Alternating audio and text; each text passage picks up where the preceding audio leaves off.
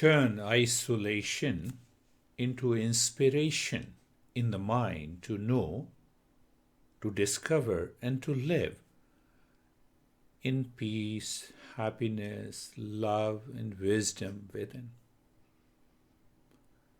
We all are aware isolation leads to loneliness. And loneliness often understood as increasing the risk of anxiety, depression, lowering self-esteem, reaction. And when this isolation is forced, is an act of separating a person from where it can harm oneself. So what should we do to bring about a change in this state of isolation? So our great masters talk about understanding the isolation subjectively. I am not allowed to meet you. I am forced to keep a distance from you.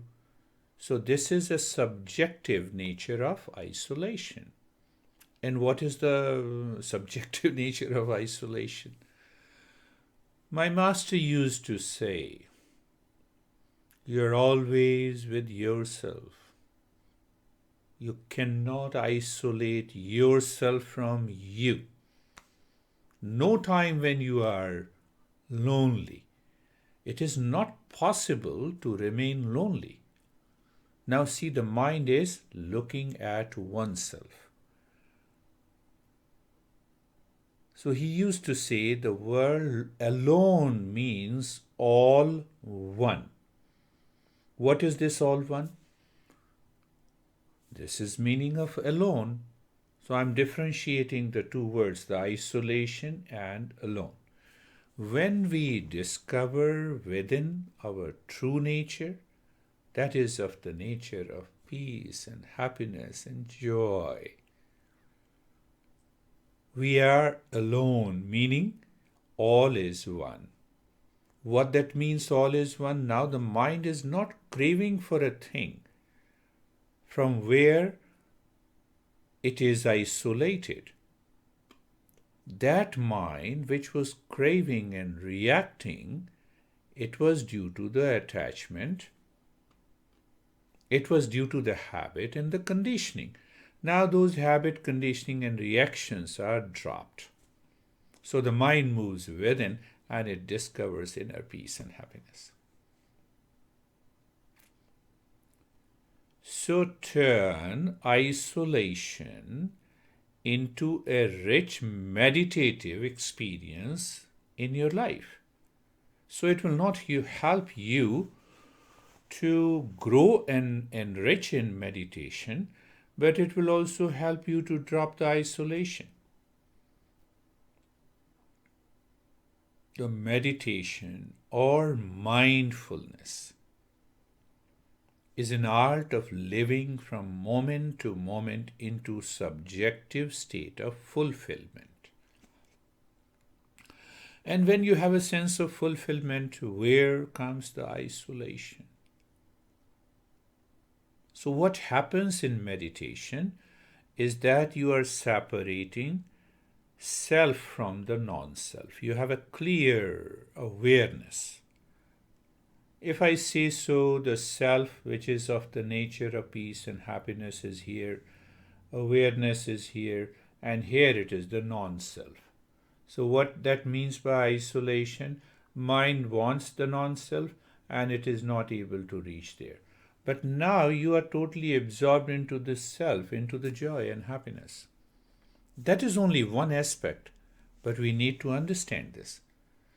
Think and know what a real monk is doing in Himalayas. They isolate themselves. Why they go to the Himalayas? Why they isolate themselves? So that they can observe what are the thoughts pertains to the object and the people outside creates a craving and attachment, and then he educates and empowers the mind to find the peace within. Eastern wisdom has thousands of practices.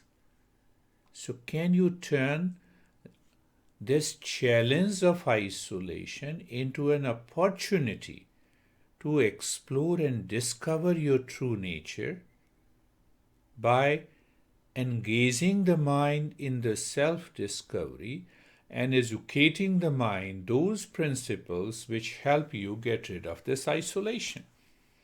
And isolation turns out to be an opportunity for inner peace and happiness.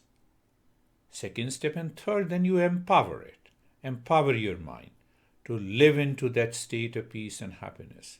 And once you are able to empower the mind, then start inspiring others in difficult times to live in peace and happiness.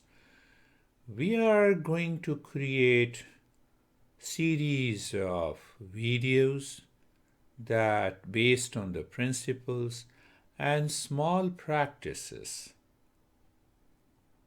to help you live in peace and happiness in times of challenges.